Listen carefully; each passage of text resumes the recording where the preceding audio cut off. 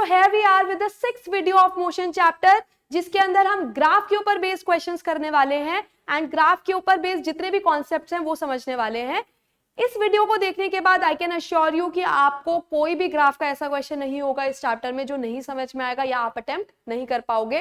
Plus this particular topic is very important because इसके ऊपर based आपका क्वेश्चन 101% आपके पेपर में आएगा ही आएगा, चाहे वो आपका फर्स्ट एग्जाम हो, चाहे वो आपका एक नॉर्मल क्लास टेस्ट हो, चाहे वो आपका हाफ ईयरली एग्जाम हो, फाइनल एग्जाम हो, हमेशा आपके पास ग्राफ के ऊपर बेस्ड क्वेश्चन पूछे जाएंगे। सो ग्राफ को बहुत अच्छे से समझना है, इनफैक्ट पूरे चैप्टर को ही मैंने आपको बताया हमें बहुत अच्छे से समझना है बिकॉज ये एक ऐसा चैप्टर है जिसके ऊपर बेस्ड आपके सारे आगे के चैप्टर्स डिपेंडेंट है। ठीक है, सो पहले 5 वीडियोस आई होप आप देख चुके हो, क्योंकि अब हम इन्हीं के ग्राफ बनाने वाले हैं, distance displacement with time, speed velocity with time.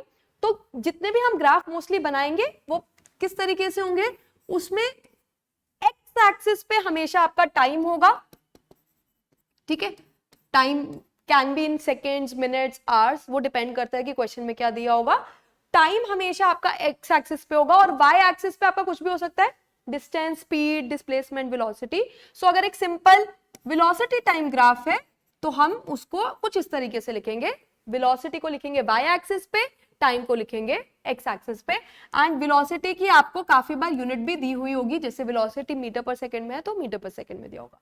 ठीक है, सो इस तरीके से ग्राफ प्लॉट करे जाएगा, एक्स एक्सिस की वैल्यू के हिसाब से, वाई एक्सिस की वैल्यू के हिसाब से आपका एक ग्राफ बन जाएगा। और आपको अब हमें इस ग्राफ को स्टडी करके समझना है कि ये ग्राफ हमें क्या कह रहा है। तो लेट्स स्टार्ट विद सबसे पहला ग्राफ जो हमारा आता है, that is distance time graph. ठीक है, सबसे पहला कॉन्सेप्ट है आपका डिस्टेंस टाइम ग्राफ।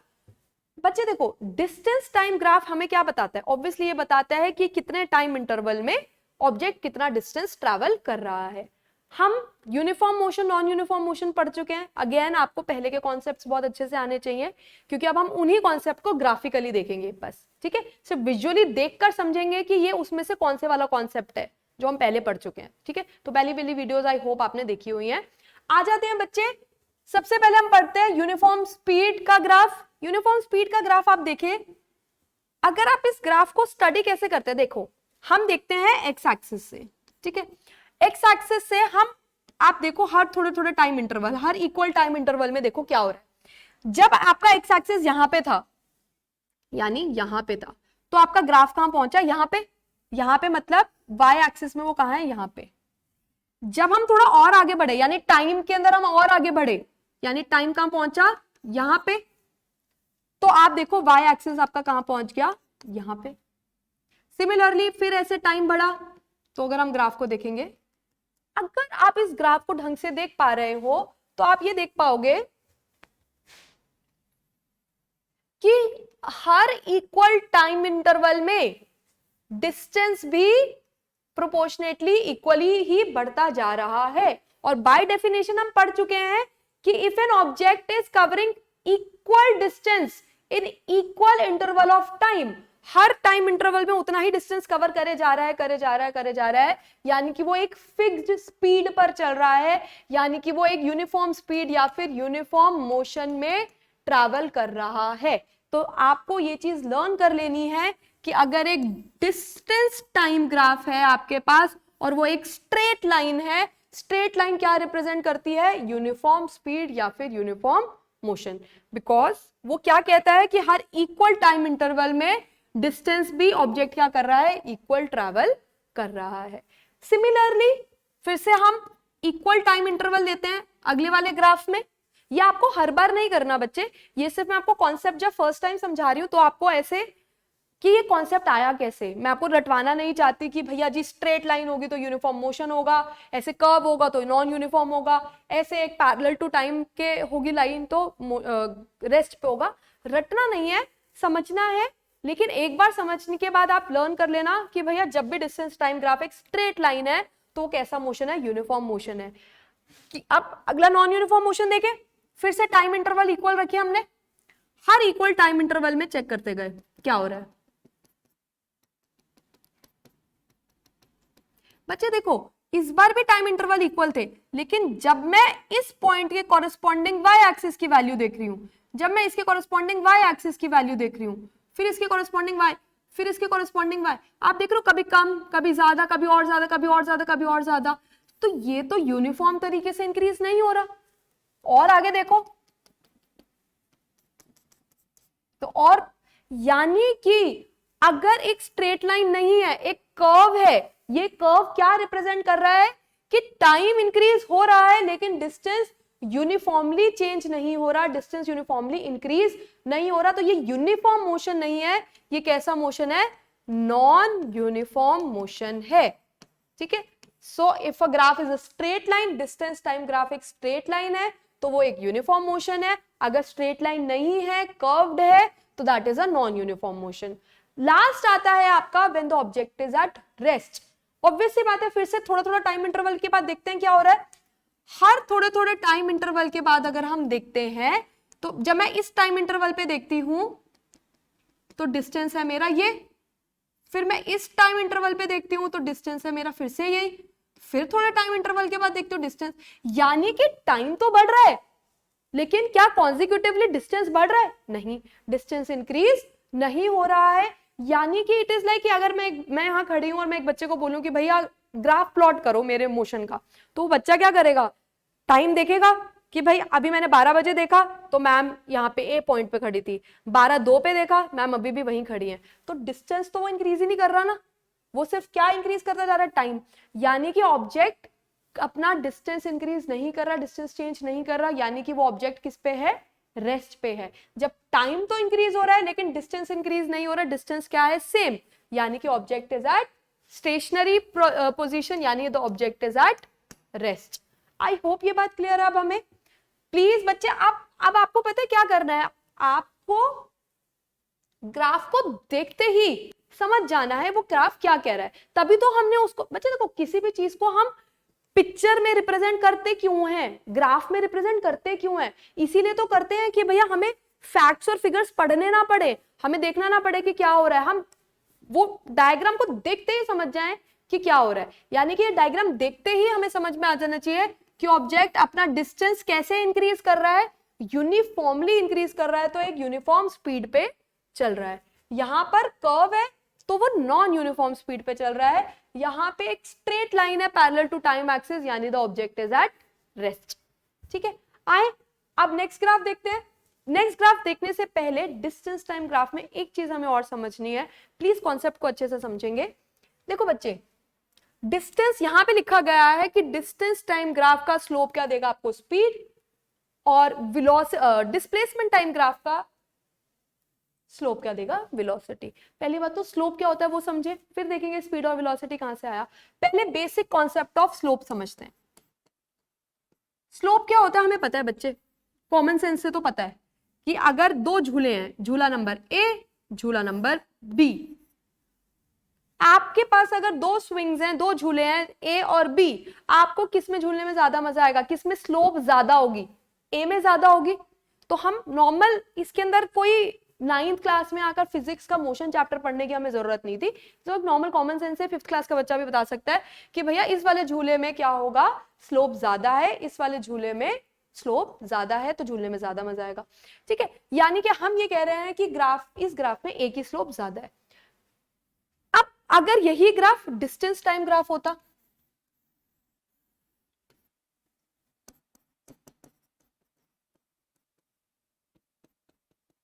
अगर यही ग्राफ डिस्टेंस टाइम ग्राफ होता तो हमने ग्राफ बनाया ए, हमने ग्राफ बनाया B, and what will we say कि slope of A is greater than B, slope of A is greater than B, A की स्लोप बी से ज्यादा है, और डिस्टेंस टाइम ग्राफ की स्लोप क्या देती है, स्पीड। तो हम बच्चे प्लीज इस चीज को लर्न कर लो अच्छे से, अगर ए की स्लोप ज्यादा है तो डिस्टेंस टाइम ग्राफ की स्लोप क्या देती है, स्पीड, तो हम क्या कहेंगे, speed of A is greater than speed of B. और अगर ये डिस्टेंस टाइम ग्राफ की जगह डिस्प्लेसमेंट टाइम ग्राफ होता तो हम कहते हैं ए की वेलोसिटी ज्यादा है बी से। ठीक है, यानी कि अगर अब आपको पूछा जाए कि स्लोप क्या होती है, स्लोप क्या होती है बेसिकली, आप स्लोप को ना ऐसे लर्न कर सकते हो कि जो ग्राफ y एक्सिस से जितना पास होता है, y एक्सिस से जितना पास होता है उसकी स्लोप उतनी ज्यादा होती है। तो a और b में से a देख रहे हो y एक्सिस के ज्यादा पास है, तो a की स्लोप क्या होगी, ज्यादा होगी। इतनी बात क्लियर है। अब बच्चे देखो, मैं कभी कभी मुझे ऐसा लगता है कि हम टीचर की कही हुई हर बात क्यों मान ले। वी शुड क्वेश्चन इट कि आपने हमें ये बता दिया कि भैया यहाँ पे दो चीजें थी, a और b, a की स्लोप ज्यादा है, वो भी हमने मान लिया क्योंकि ये तो कॉमन सेंस थी कि भैया a थोड़ा ऊंचा है, y एक्सिस के पास है, तो a की स्लोप ज्यादा है। लेकिन हम ये कैसे मान लें कि जिसकी स्लोप ज्यादा यानी कि स्पीड भी उसकी ज्यादा। अगर मुझसे पूछा जाए कि a और b में स्लोप किसकी ज्यादा है, a की ज्यादा है, मान लिया, लेकिन मैं ये क्यों मान लूं कि जिसकी स्लोप ज्यादा होगी उसकी स्पीड भी ज्यादा होगी।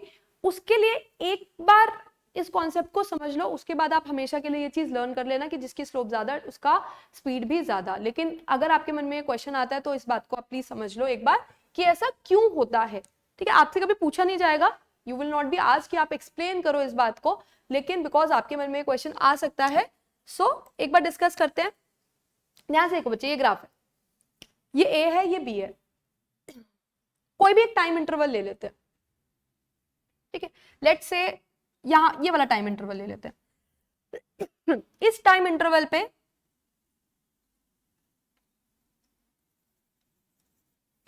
ए यहां पहुंचा है और बी अभी भी कहां पे है, यहां। यानी कि अगर ये सपोज करो 5 सेकेंड्स है तो 5 सेकेंड्स में आप देख रहे हो ए अभी यहां पे है, बी ग्राफ अभी यहां पे है, लेकिन ए ग्राफ कहां पहुंच गया है, यहां पे।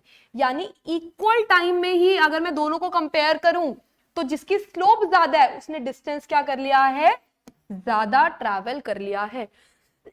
और अगर कम टाइम में ज्यादा डिस्टेंस ट्रैवल करोगे तो ऑब्वियसली आपकी स्पीड क्या होगी, ज्यादा। तो प्लीज इस बात को समझ लेंगे अच्छे से और लर्न कर लेंगे कि अगर हमारे पास डिस्टेंस टाइम ग्राफ है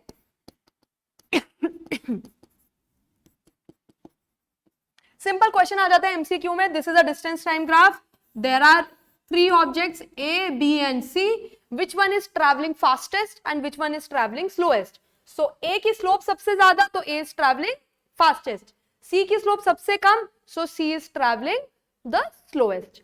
Similarly सेम ग्राफ अगर आपका डिस्प्लेसमेंट टाइम आ जाता है तो डिस्प्लेसमेंट टाइम में भी यही बोलेंगे, A, B और C है, तो A की डिस्प्लेसमेंट टाइम ग्राफ के हिसाब से A की वेलोसिटी सबसे ज्यादा एंड C की वेलोसिटी सबसे कम। सो अब हम एक दो बातें लर्न कर सकते हैं। अब बच्चे हमने डिस्टेंस टाइम ग्राफ कर लिया, यही कॉन्सेप्ट्स यूज होंगे डिस्टेंस टाइम ग्राफ में, लेकिन इसी में वो आपको कंफ्यूज कर देंगे। अभी देखते हैं, अभी तक हमने क्या पढ़ा है, डिस्टेंस टाइम ग्राफ अगर एक स्ट्रेट लाइन है तो that is representing uniform motion, distance time graph एक कर्व्ड है तो that is representing non uniform motion, और अगर एक स्ट्रेट लाइन है parallel to X axis, parallel to time, then the object is at rest. अगर इसी ग्राफ के अंदर हमारे पास यूनिफॉर्म मोशन में ही दो ग्राफ होते हैं, graph A, object A and object B, तो डिस्टेंस टाइम ग्राफ में जिसकी स्लोप ज्यादा उसकी स्पीड भी ज्यादा। ठीक है, so these are the concepts that we have covered till now. Next we will study velocity time graph. ठीक है, अब हम वेलोसिटी टाइम ग्राफ स्टडी करेंगे, सिमिलर अप्रोच के साथ स्टडी करेंगे, लेकिन इस बार डिस्टेंस नहीं है वाई एक्सिस पे, इस बार वाई एक्सिस पे क्या है, वेलोसिटी। सेम अप्रोच के साथ स्टडी करते हैं, हर इक्वल टाइम इंटरवल के बाद देखते हैं क्या हुआ, हर थोड़े थोड़े टाइम इंटरवल के बाद देखते हैं।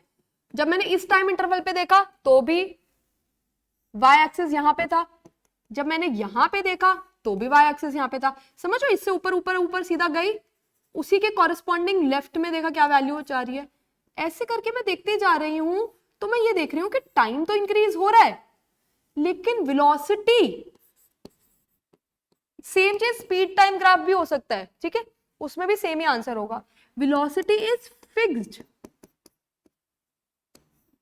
वेलोसिटी फिक्स होने का मतलब, या फिर स्पीड फिक्स या फिर कांस्टेंट, एक ही बात होती है, फिक्स होना या कांस्टेंट होना। स्पीड या वेलोसिटी कांस्टेंट होना मतलब एक ही स्पीड से चलते रहना या एक ही वेलोसिटी से चलते रहने का मतलब ये नहीं होता कि आप रेस्ट पे हो, इसका मतलब आप यूनिफॉर्म स्पीड पे चल रहे हो। आप देखो बच्चे, दो चीजें थी, जब मैं डिस्टेंस नहीं चेंज करती यानी कि मैं हिल ही नहीं रही हूं, मैं रेस्ट पे हूं। लेकिन अगर मैं वेलोसिटी चेंज नहीं कर रही, वेलोसिटी का मतलब होता है स्पीड नहीं चेंज कर रही, तो यानी कि मैं 100 की स्पीड से चल रही हूँ तो चलती जा रही हूँ, 100 स्पीड चेंज नहीं कर रही लेकिन चल तो रही हूं। तो यानी कि अब यही कंफ्यूजन होती है बच्चे, this is the only thing that confuses student. आप लोग क्या देखते हो, आप लोग वो वाला ग्राफ देखते हो, वो डिस्टेंस टाइम ग्राफ था, स्ट्रेट लाइन थी, उसमें हमने बोला था रेस्ट पे। ये वेलोसिटी टाइम ग्राफ है, स्ट्रेट लाइन है, लेकिन यहाँ पे ऑब्जेक्ट रेस्ट पे नहीं है, यहाँ पर ऑब्जेक्ट किस में है, यूनिफॉर्म मोशन में है।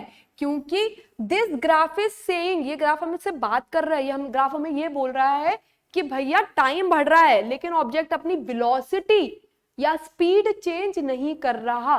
तो बच्चे हो सकता है वो 100 मीटर पर सेकंड की स्पीड से चल रहा हो,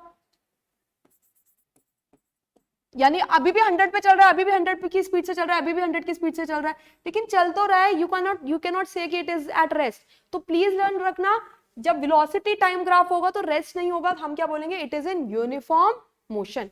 नेक्स्ट आता है सेम वेलोसिटी टाइम ग्राफ, क्या है, स्ट्रेट लाइन। हर थोड़े थोड़े टाइम इंटरवल के बाद ऑब्जेक्ट क्या कर रहा है, अपनी वेलोसिटी चेंज कर रहा है, इंक्रीज कर रहा है। और हमने एक्सेलरेशन टॉपिक में बहुत बार ये बात समझी थी, जब भी वेलोसिटी चेंज होती है तो यानी कि मोशन कैसा होता है, एक्सेलरेटेड मोशन होता है, क्योंकि यूनिफॉर्मली चेंज कर रहा है ना, तो this is a uniformly accelerated motion. Why, because in equal time interval उसकी वेलोसिटी भी यूनिफॉर्मली चेंज हो रही है। velocity is changing in equal interval of time and changing भी क्या बोलूं, इससे अच्छा ये ना बोलूं increasing। आपको याद है मैंने एक बात बताई थी, जब वेलोसिटी इंक्रीज होती है तो हम उसको बोलते हैं एक्सेलरेशन, लाइक पॉजिटिव एक्सेलरेशन, और वही वेलोसिटी जब डिक्रीज होगी तो हम उसको कह देंगे रिटार्डेशन।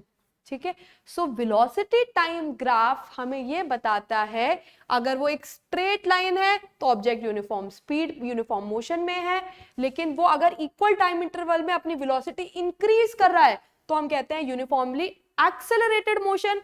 अगर वो हर टाइम इंटरवल में, अब इसके अंदर भी बच्चे ऐसे ही स्टडी करेंगे, हर थोड़े थोड़े टाइम इंटरवल के बाद देखो, पहले वेलोसिटी थी ज्यादा, फिर थोड़ी देर बाद देखी वेलोसिटी क्या हो गई, कम, फिर थोड़ी देर बाद देखा वेलोसिटी हो गई और कम, फिर थोड़ी देर बाद देखा वेलोसिटी हो गई और कम, यानी कि वेलोसिटी क्या करती जा रही है, डिक्रीज करती जा रही है, लेकिन डिक्रीज कैसे कर रही है, uniformly. So this is a uniformly retarded motion, retardation. This is when the velocity is decreasing, when the velocity is decreasing in equal interval of time। बच्चे what I suggest about graphs is, मैं ये believe करती हूँ कि जब तक हम ये सिर्फ थ्योरेटिकली, अभी हमने सिर्फ कॉन्सेप्ट समझा है, जब तक हम सिर्फ इसके कॉन्सेप्ट समझते हैं ना, हमें पहली बार शायद समझ भी आ जाए, लेकिन जब रियल लाइफ में हम इसके ऊपर बेस्ड क्वेश्चंस करते हैं वी गेट कंफ्यूज्ड।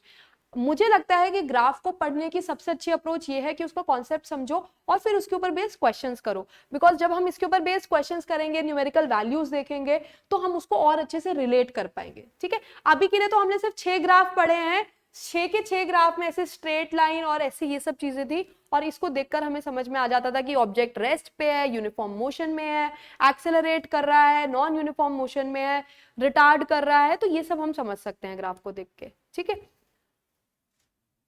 आ जाए, next will come on velocity time graph का स्लोप। डिस्टेंस टाइम ग्राफ पढ़ा हमने, डिस्टेंस टाइम ग्राफ पढ़ा हमने, फिर हमने डिस्टेंस टाइम ग्राफ का स्लोप समझा, फिर हमने velocity time graph, velocity time graph और स्पीड टाइम ग्राफ सिमिलर होता है। अब हम पढ़ेंगे वेलोसिटी टाइम ग्राफ या स्पीड टाइम ग्राफ, मैंने आपको बोला ना एक ही बात है, वेलोसिटी टाइम ग्राफ या स्पीड टाइम ग्राफ का अब हम क्या पढ़ेंगे, स्लोप पढ़ेंगे। आ जाए बच्चे, next we'll study this last concept, इसके बाद we'll start with the numericals। आ जाते हैं बच्चे, यहां पर बच्चे फिर से स्लोप है हमारे पास, पीछे था हमारे पास डिस्टेंस टाइम ग्राफ का स्लोप, दैट वाज स्पीड। अब हमारे पास है वेलोसिटी टाइम या फिर स्पीड टाइम ग्राफ का स्लोप। स्लोप का कॉन्सेप्ट तो वही रहेगा कि भैया ये है ए ग्राफ, ये है बी, ठीक है, ये दो कार्स की मोशन को हमने ग्राफ पे प्लॉट करा है, तो इनमें से एक्सेलरेशन किसकी ज्यादा है। सो वी कैन से, क्योंकि वेलोसिटी टाइम ग्राफ का स्लोप क्या रिप्रेजेंट करता है, acceleration, so we can say कि acceleration of A is greater than acceleration of B, ठीक है। लेकिन अगेन हमारे मन में ये क्वेश्चन आ सकता है कि भाई चलो पेपर में आया, पेपर में एमसीक्यू में उसने पूछा कि वेलोसिटी टाइम ग्राफ है, ए है बी है, किसकी एक्सेलरेशन ज्यादा होगी, हमने बता दिया ए की एक्सेलरेशन ज्यादा होगी। या क्वेश्चन इस तरीके से भी आ सकता है कि डिस्टेंस टाइम ग्राफ की स्लोप क्या रिप्रेजेंट करती है, स्पीड, वेलोसिटी टाइम ग्राफ की स्लोप क्या रिप्रेजेंट करती है, एक्सेलरेशन, स्पीड टाइम ग्राफ की स्लोप क्या रिप्रेजेंट करती है, acceleration. So this in this way MCQ can come. लेकिन अगर हमारे मन में ये क्वेश्चन आया कि भैया ऐसा क्यों है कि वेलोसिटी टाइम ग्राफ की स्लोप हमें एक्सेलरेशन बताती है, तो सेम तरीके से कॉन्सेप्ट को समझते हैं। एक वेलोसिटी टाइम ग्राफ लेते हैं, एक ग्राफ लेते हैं ए, एक ग्राफ लेते हैं बी, ठीक है। किसी भी एक particular time interval, let's say यहाँ पे 5 सेकंड हुए, सेम टाइम इंटरवल में दोनों को जज करते हैं, दोनों को कंपेयर करते हैं। तो 5 सेकंड के अंदर अगर हम बात करें ना बच्चे, तो देखो बी तो पहुंच गया हमारा यहाँ पे और ए है यहाँ पे, यानी कि अगर ये 0, 10, 20, 30, 40, 50, तो अगर हम देखें तो बी की वेलोसिटी कितनी हो चुकी है 5 सेकंड में, 20, लेकिन उतने ही 5 सेकंड में ए की वेलोसिटी कितनी हो चुकी है, 50। यानी कि बी चला 0 से चला, 5 सेकंड के अंदर अंदर उसने अपनी वेलोसिटी बढ़ाकर कितनी कर ली है, 20 मीटर पर सेकंड, यानी उसकी फाइनल वेलोसिटी कितनी हो चुकी है, इनिशियल तो 0 थी, फाइनल कितनी हो चुकी है 20 मीटर पर सेकंड। लेकिन ऑन द अदर हैंड हम अगर ए की बात करें, ए भी 0 से चला था, ए की भी इनिशियल वेलोसिटी कितनी थी, 0, लेकिन फाइनल वेलोसिटी कितनी हो चुकी है, फाइनल वेलोसिटी हो चुकी है 50 मीटर पर सेकंड। एंड ऑब्वियसली बात है दोनों ने अपनी 5 सेकंड के अंदर अंदर वेलोसिटी इंक्रीज करी, लेकिन किसने उस ड्यूरेशन में वेलोसिटी ज्यादा इंक्रीज करी, ऑब्वियसली वी कैन से ए ने 5 सेकंड के अंदर अंदर अपनी वेलोसिटी ज्यादा इंक्रीज करी, वो पहुंच गया 0 से लेकर 50 पे, ए ने भी बढ़ा, बी ने भी बढ़ाई थी, लेकिन वो 0 से सिर्फ 20 पे पहुंचा था। तो एक्सेलरेट दोनों कर रहे हैं, वेलोसिटी दोनों इंक्रीज कर रहे हैं, लेकिन ज्यादा एक्सेलरेशन किसकी है, ज्यादा एक्सेलरेशन है आपकी ए की। एंड आपको ये हमेशा न्यूमेरिकली प्रूव करके ऑब्वियसली नहीं दिखाना, अब आप ग्राफ को स्टडी करके, ग्राफ का फायदा ही तो ये है ना बच्चे, अगर हमें ये हमेशा न्यूमेरिकली कैलकुलेट ही करना पड़ेगा तो फिर ग्राफ का फायदा नहीं है। ग्राफ का फायदा ही ये है कि if we have a graph of motion of an object, तो हम ग्राफ को देखते ही समझ सकते हैं कि किसके अंदर क्या वैल्यू ज्यादा है, कम है, कंपैरिजन करना बहुत आसान है। So by plotting a velocity time graph we can easily compare कि किस ऑब्जेक्ट की एक्सेलरेशन ज्यादा है, जिसकी स्लोप ज्यादा है उसकी एक्सेलरेशन भी ज्यादा होगी। अब ये तो हुआ बच्चे, देखो अभी तक हमने 2 चीजें करी हैं, एक होता है ग्राफ्स को सिंपली स्टडी करके कि भाई straight line parallel to time axis या फिर कर्व है, तो इन सब चीजों से हम क्या फाइनल कंक्लूड कर सकते हैं हमारे मोशन के बारे में कि वो एक्सेलरेटेड मोशन है, यूनिफॉर्म मोशन है, नॉन एक्सेलरेटेड मोशन है, रिटार्डेशन है। एक तो हुआ ग्राफ को स्टडी करना, सेकंड हुआ ग्राफ की स्लोप क्या रिप्रेजेंट करती है ये समझना, वो भी हम समझ चुके हैं। लास्ट कॉन्सेप्ट जो हमें पढ़ना है दैट इज कि वेलोसिटी टाइम ग्राफ का एरिया अंडर द ग्राफ क्या देता है हमें। अब पहले तो बच्चे इसमें ना सबसे बड़ी कंफ्यूजन बच्चों को ये नहीं पता होता कि हम कौन सी जगह के एरिया की बात कर रहे हैं। तो कोई भी रैंडम मैं 2-3 ग्राफ लेती हूं आपके सामने, कोई भी 2-3 रैंडम ग्राफ लेती हूं, ठीक है, velocity time graph. So let's suppose ये एक वेलोसिटी टाइम ग्राफ है, ठीक है, एंड सिंपल ऐसा ले लेते हैं, एक एक्सेलरेटेड मोशन पॉजिटिव एक्सेलरेशन का ग्राफ ले लेते हैं, एक ग्राफ ले लेते हैं एक्सेलरेशन, फिर यूनिफॉर्म मोशन, फिर रिटार्डेशन। क्वाइट पॉसिबल हो सकता है ना कि एक ऑब्जेक्ट पहले तो अपनी वेलोसिटी इंक्रीज कर रहा हो, फिर सेम वेलोसिटी पे चल रहा हो और फिर वो अपनी वेलोसिटी कम करते करते करते करते रेस्ट पे आ जाए फाइनली, पॉसिबल। एक वेलोसिटी टाइम हमारा ग्राफ हो सकता है, बहुत सारी चीजें बन सकती हैं, ये रिटार्डेशन, एनीथिंग इज पॉसिबल। बच्चे जब आपको बोला जाए कि ग्राफिकली फाइंड करो कि एक ऑब्जेक्ट ने कितना डिस्टेंस या कितनी डिस्प्लेसमेंट हुई है उसकी, तो देखो इसको करने के लिए हमारे पास ऑब्वियसली इक्वेशन ऑफ मोशन थी जो हमने पिछले टॉपिक में करी थी। लेकिन अगर आपसे पूछा था कि भैया ग्राफिकली करके दिखाओ, तो अगर आपके पास velocity time graph, and I hope now there is no need to say whenever I say velocity time graph, आपके पेपर में वेलोसिटी टाइम ग्राफ की जगह स्पीड टाइम ग्राफ भी हो सकता है, ठीक है। सो वेलोसिटी टाइम ग्राफ के थ्रू अगर हमें डिस्टेंस या डिस्प्लेसमेंट निकालना है, so what we have to do is हमें निकालना होता है area under the graph. Area under the graph का मतलब होता है ये हमारा ग्राफ, ये हमारी टाइम एक्सिस, इनको कंबाइन करना, इनको ज्वाइन करना है, और जो फिगर बनी this is a right angle triangle. यहां पे ग्राफ ये है, टाइम एक्सिस ये है, ये कौन सी फिगर बन गई? ट्रेपीजियम। यहां पे ग्राफ ये है, टाइम एक्सिस ये है, दिस इज ऑल्सो अ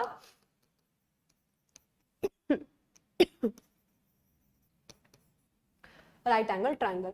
सो जो भी ग्राफ में जो भी फिगर बनेगी, उस ग्राफ का, उस फिगर का आपको एरिया निकालना है, and that area will give you what? That area will give you distance या फिर डिस्प्लेसमेंट, ठीक है। I hope now the concepts are clear, so now we can move forward towards the questions.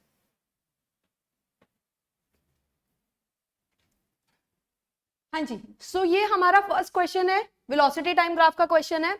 Study the velocity time graph of a travelling metro train. Metro train मतलब straight line पे चल रही है।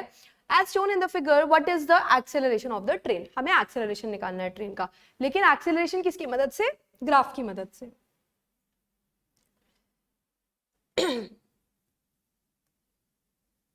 देखो बच्चे, पहले है during the first 2 seconds acceleration निकालना है, लेकिन ऑब्वियसली अब देखो बच्चे, ये मोशन कैसा होता है वेलोसिटी टाइम ग्राफ में? अगर एक स्ट्रेट लाइन है, ठीक है, अगर एक स्ट्रेट लाइन है तो वेलोसिटी टाइम ग्राफ क्या रिप्रेजेंट करती है? Accelerated motion.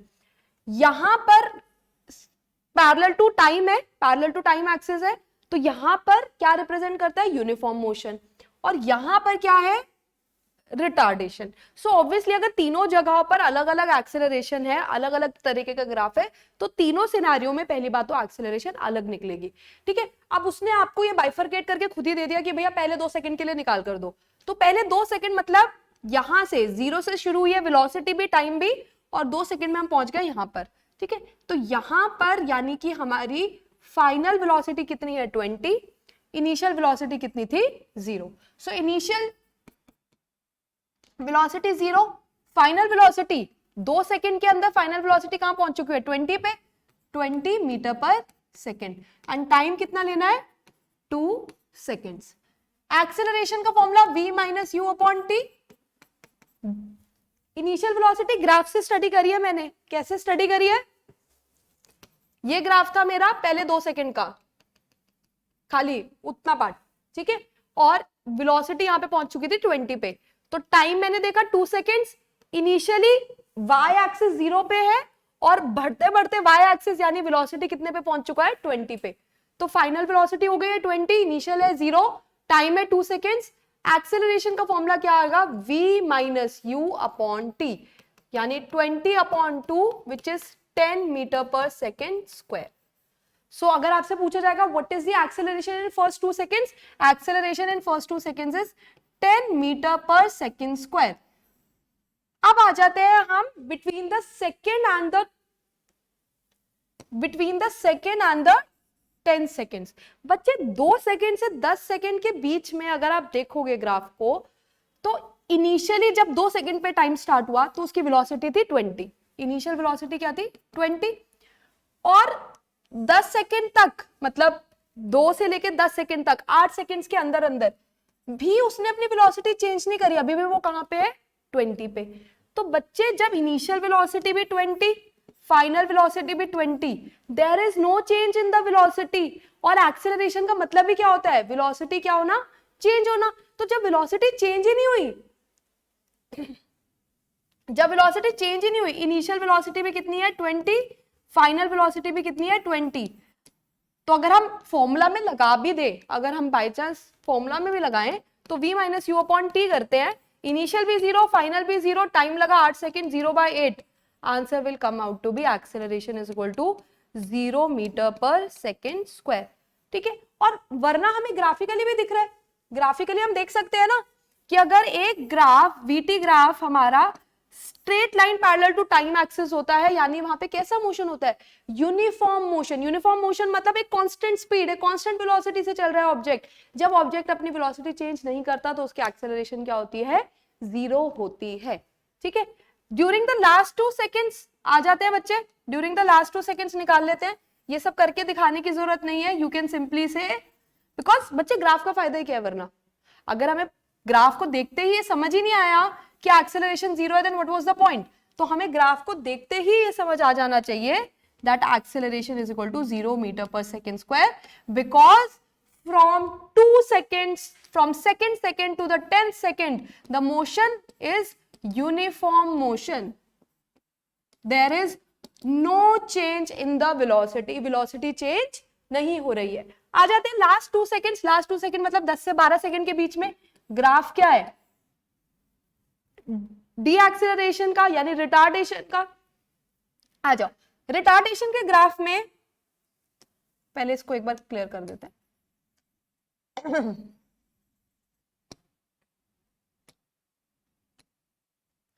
रिटार्डेशन के ग्राफ में बच्चे देखो, यहां से ग्राफ स्टार्ट हुआ है, यहां पे खत्म हुआ है। अब जहां से ग्राफ स्टार्ट हुआ है वहां पर देखो आप इनिशियल वेलोसिटी कितनी है, यानी कि initial velocity is 20 metre per second. लेकिन जैसे ही टाइम बढ़ता रहा, ग्राफ कहां आ गया, यहां पे, यानी वाई एक्सिस के हिसाब से कहां पे आ गया, 0 पे, यानी फाइनल वेलोसिटी कितनी हो चुकी है, 0 मीटर पर सेकेंड। और ये करने में ऑब्वियसली हमें टाइम कितना लगा है, 2 सेकेंड्स। निकालें एक्सेलरेशन, नेगेटिव में आनी चाहिए। एक्सेलरेशन का फॉर्मूला होता है v minus u upon t, final velocity 0, initial velocity 20, time 2 seconds, comes out to be minus 20/2 which is -10 meter per second square. यानी कि लास्ट केस में हमारी एक्सेलरेशन कितनी आई है, -10 मीटर पर सेकेंड स्क्वायर। पहले केस में एक्सेलरेशन कितनी थी, +10 meter per second square. Second case में एक्सेलरेशन कितनी थी, 0। थर्ड केस में बिकॉज रिटार्डेशन है, एक्सेलरेशन कितनी है, -10 मीटर पर सेकेंड स्क्वायर। ठीक है, या फिर आप ऐसे लिख सकते हो, या फिर आप सिंपली कह सकते हो कि वो 10 मीटर पर सेकेंड स्क्वायर के रेट से रिटार्ड कर रहा है। ठीक है, एंड आंसर आपका वेरीफाई खुद ही कर रहा है। हम चाहे फॉर्मूला लगाएं या ग्राफ को स्टडी करके देखें तो हमें ये बात पता होनी चाहिए कि जब भी ग्राफ ऊपर की तरफ जा रहा है तो पॉजिटिव एक्सेलरेशन, स्ट्रेट लाइन है तो एक्सेलरेशन 0, और जब नीचे की तरफ जा रहा है तो एक्सेलरेशन तो है लेकिन एक्सेलरेशन क्या आएगी, नेगेटिव में आएगी, because the graph is representing a retarding motion, retardation represent कर रहा है। ठीक है, आई होप इससे थोड़ा थोड़ा क्लियर है। हमने अभी बहुत सारे क्वेश्चंस प्रैक्टिस कर रहे हैं, आप सारे क्वेश्चन साथ साथ प्रैक्टिस करेंगे तो डेफिनेटली आपको सारे कॉन्सेप्ट्स क्लियर हो जाएंगे, because after a point the concepts will start getting repeated. Same ही चीज हम बार बार रिपीट करके पढ़ेंगे। आ जाते हैं बच्चे, फिर से हमारे पास स्पीड टाइम ग्राफ है, सेम वेलोसिटी टाइम ग्राफ का कॉन्सेप्ट लगेगा। Study the speed time graph of a body shown in the figure and answer the following question.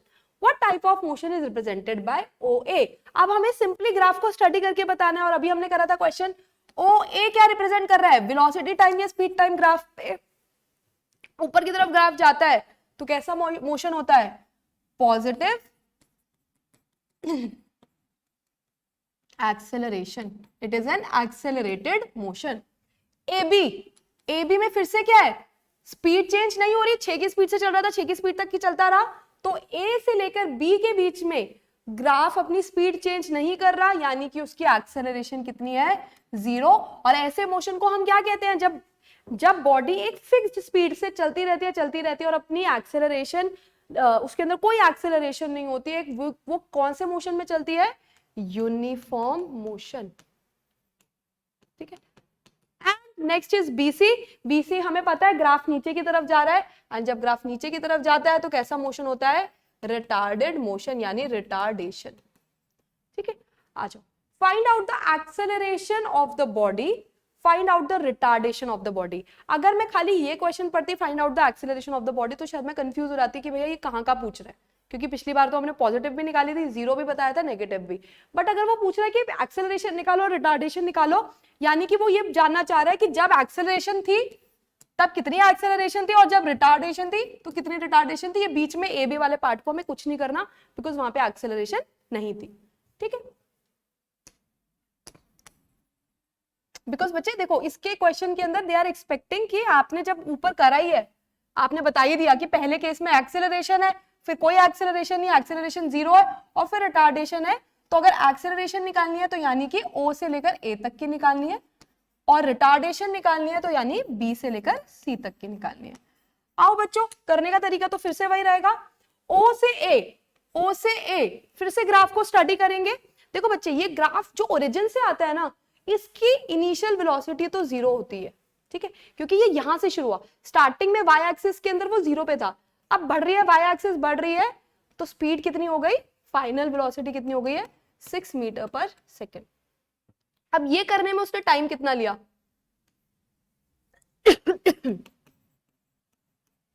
Same formula, acceleration is equal to v minus u upon t, 6/4 यानी 3/2 metre per second. Retardation निकालनी है, retardation मतलब ये BC का निकालना है हमें। B बच्चे देखो अब इसका ग्राफ यहां से शुरू हो रहा है, यहां पे इनिशियली वेलोसिटी कितनी थी 6, और ये ग्राफ चलते चलते चलते चलते चलते चलते चलते कहां पहुंच गया, यहां पे फाइनल वेलोसिटी कितनी हो चुकी है 0। और ये टाइम कितना लगा, 10 से लेकर 16 के बीच में टाइम कितना लगा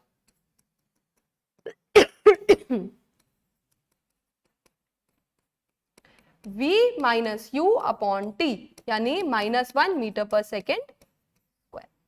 ठीक है, आई होप ये क्लियर है, आई होप अब हमें समझ में आ गया है कि स्पीड टाइम ग्राफ या वेलोसिटी टाइम ग्राफ हमें पॉजिटिव एक्सेलरेशन, जीरो एक्सेलरेशन और नेगेटिव एक्सेलरेशन तीनों बता सकता है।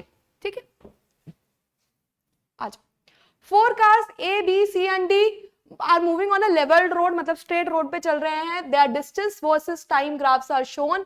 Which car is the slowest and which car is the fastest? Given this is a distance time graph. This is a distance time graph. So distance time graph की slope क्या represent करती है? Slope represents speed. किसकी slope ज्यादा है? Slope of a distance time graph represents speed.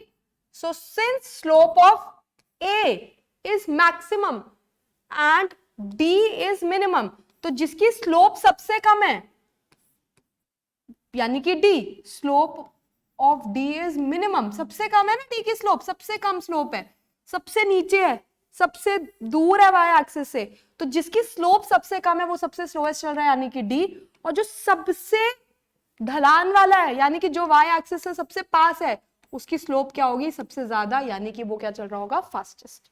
ठीक है, मैंने आपको कहा था ऐसे एमसीक्यू बेस्ड क्वेश्चन आएंगे आपके, तो आपको अब ये आई थिंक क्लियर है, because slope of a distance time graph represent speed and we can see that the slope of A is maximum and slope of D is minimum. So उसकी slope ज्यादा तो उसकी speed भी ज्यादा, इसकी slope कम तो इसकी स्पीड भी कम।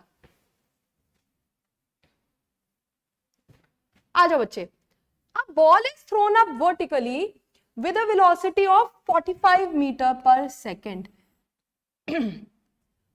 reaches maximum height in 3 seconds। पहले इतनी बात करते हैं। अब बच्चे जब भी मैं किसी चीज को ऊपर फेंकती थी, याद करते हैं इक्वेशन ऑफ मोशन में हमने क्या करा था, अभी खाली ना वर्टिकली अप वाली बात को देखते हैं, छोटा वाला। पहले खाली वर्टिकली अप जाने वाले सिनेरियो को देखते हैं।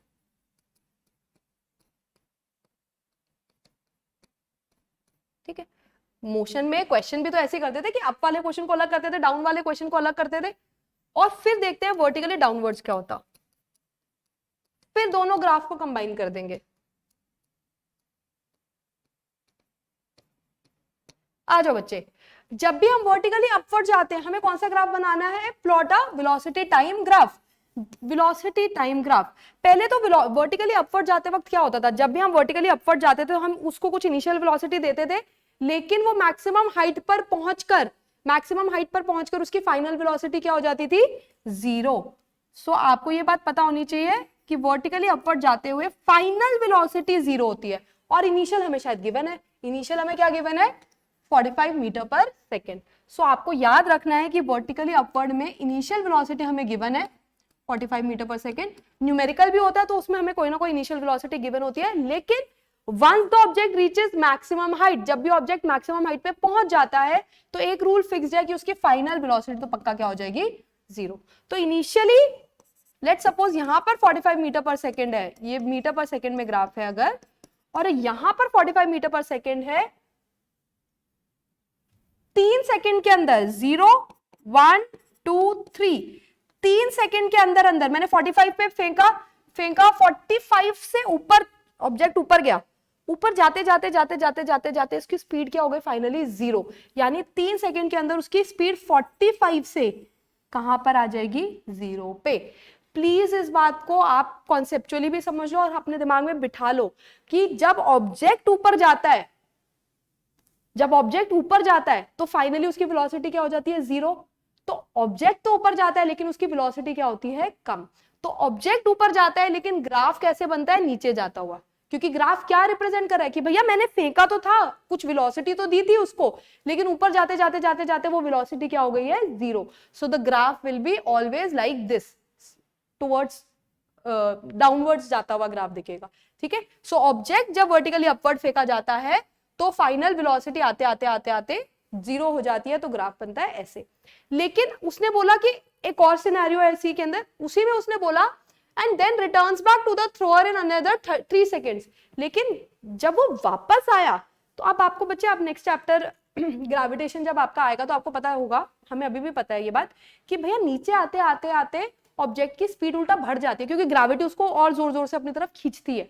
तो जब आप नीचे आते हो तो आपकी वेलोसिटी क्या हो जाना शुरू हो जाती है, इंक्रीज होना शुरू हो जाती है। तो आप थे तो 0 पे, लेकिन नीचे आते आते आते आते आते आते आते just before hitting the ground आपकी वेलोसिटी क्या हो जाती है, इंक्रीज, और इंक्रीज होके फिर से कितनी हो जाएगी, 45।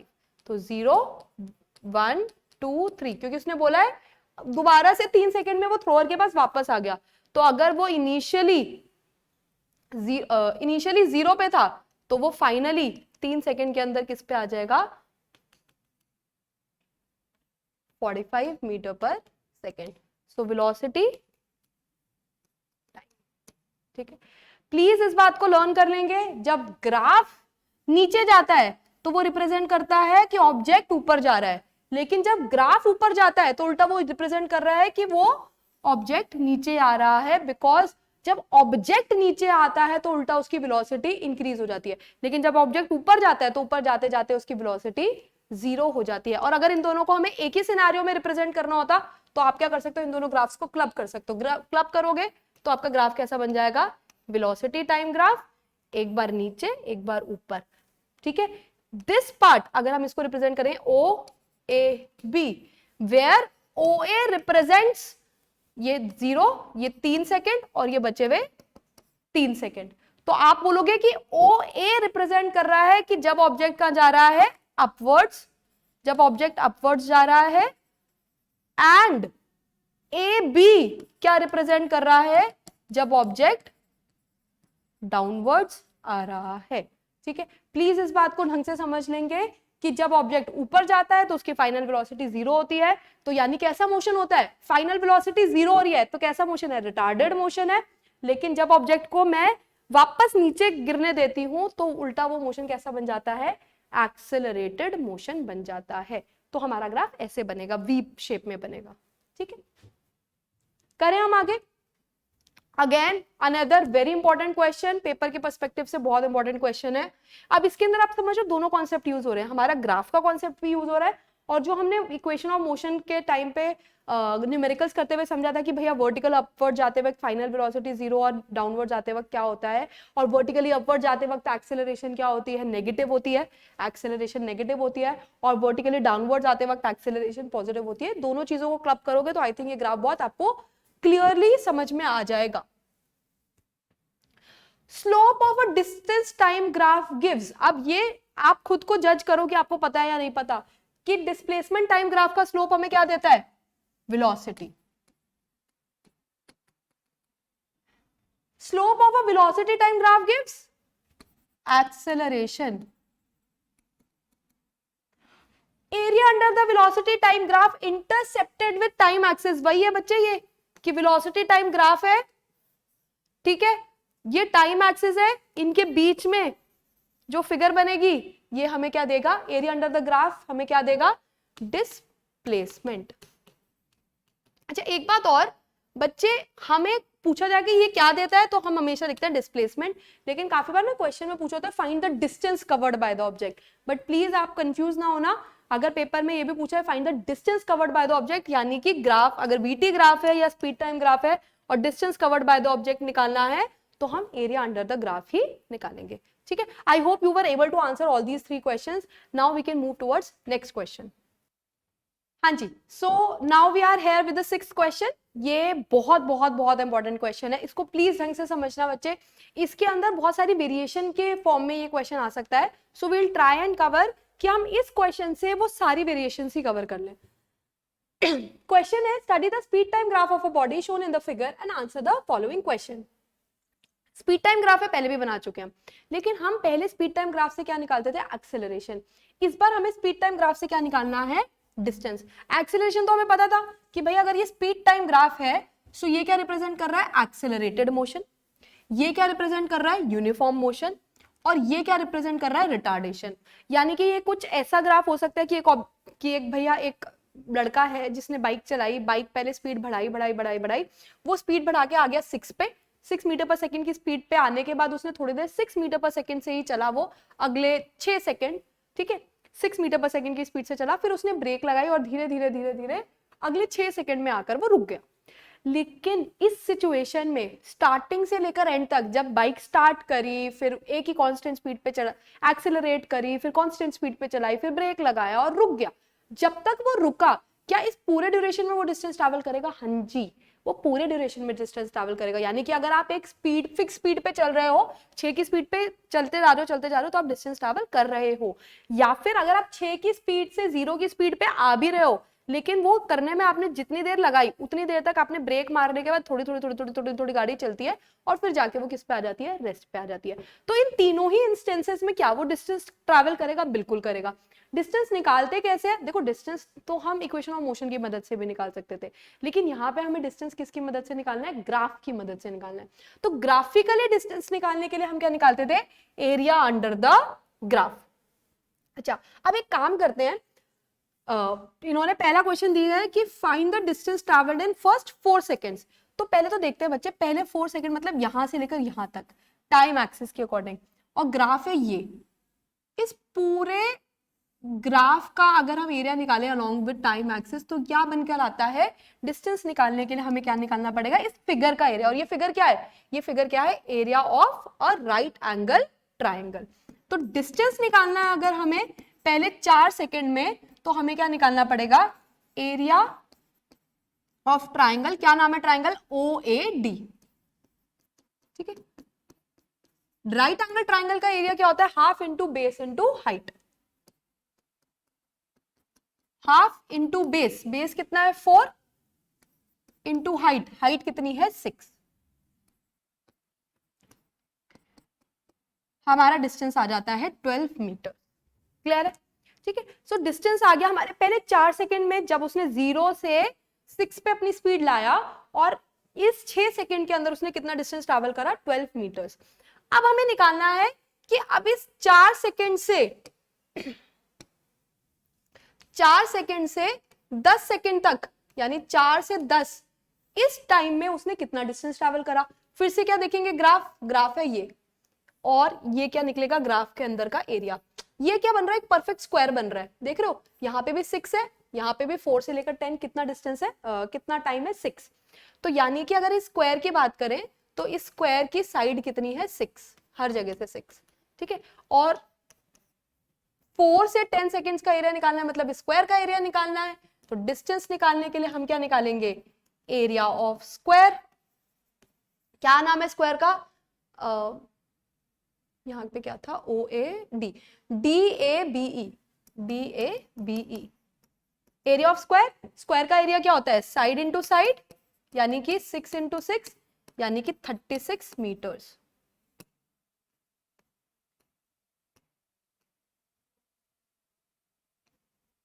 ठीक है, 36 मीटर्स।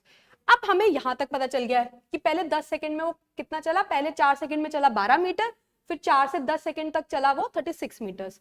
लास्ट क्वेश्चन क्या बोलता है हमें, लास्ट क्वेश्चन बोलता है ड्यूरिंग द होल ट्रिप। अब यार पूरे ट्रिप का अगर हमें डिस्टेंस निकालना है तो ऑब्वियस सी बात है, हम ये पार्ट तो निकाल ही चुके हैं, ये पार्ट भी निकाल चुके हैं, तो यही तो बच गया। तो हम क्या कर सकते हैं, हम क्या कर सकते हैं, इस ट्रायंगल का एरिया निकाल सकते हैं। क्या ट्रायंगल बचा, बीईसी। ठीक है, बीईसी ट्रायंगल का क्या एरिया होता है, half into base into height, यानी कि हाफ इंटू बेस कितना है 6 इंटू हाइट कितनी है 6, 18 मीटर्स। यानी कि देखो, अगर हमें पूरे ट्रिप का एरिया निकालना है, मतलब ये पूरे ग्राफ का एरिया निकालना है, इसमें से हम ये निकाल चुके, ये निकाल चुके, तो ये भी निकाल लेते हैं। ये निकाला 18 मीटर्स, तो टोटल डिस्टेंस कितना आ जाता है, 18 प्लस 12 30, 30 प्लस 36, टोटल डिस्टेंस आ जाता है हमारा 66 मीटर्स। ठीक है, एंड हमारा क्वेश्चन यहाँ पर खत्म हो जाता है। बट मैं आपसे एक क्वेश्चन पूछती हूँ कि व्हाट इफ ये क्वेश्चन ऐसा नहीं होता, व्हाट इफ इसमें ये पहले दो पार्ट नहीं होते। ठीक है, ये क्वेश्चन हमारा खत्म हो चुका है। अब मैं आपको इसी क्वेश्चन में एक डिफरेंट सिनेरियो बता रही हूँ कि अगर इस क्वेश्चन में पहले दो पार्ट नहीं होते और हमें सिर्फ ये पूछा होता कि भैया इस ग्राफ की मदद से, इस स्पीड टाइम ग्राफ की मदद से डिस्टेंस निकालो, पूरे ट्रिप का डिस्टेंस निकालो, तो बच्चे ऑब्वियस सी बात है वहां पर आप पहले इस ट्राइंगल का एरिया, फिर स्क्वायर का एरिया, फिर इस ट्राइंगल का एरिया नहीं निकालते। आप लोगों ने 8th क्लास में एक फॉर्मूला पढ़ा था जिसको हम कहते थे एरिया ऑफ ट्रिपीजियम। ये फिगर क्या बन रहा है, दिस फिगर इज ट्रिपीजियम, क्योंकि दो पैरेलल साइड्स हैं इसमें। ठीक है, सो ऑपोजिट साइड्स पैरेलल है, तो दे आर, एक पेयर ऑफ ऑपोजिट साइड्स दिख जाती है तो हम उस फिगर को ट्रिपीजियम कहते हैं। तो ट्रिपीजियम का एरिया कैसे निकलता है, अगर आपको फॉर्मूला नहीं याद है तो प्लीज लर्न कर लेना इसके बाद। Area of trapezium equals half into sum of parallel sides into height. ठीक है, half into sum of parallel sides.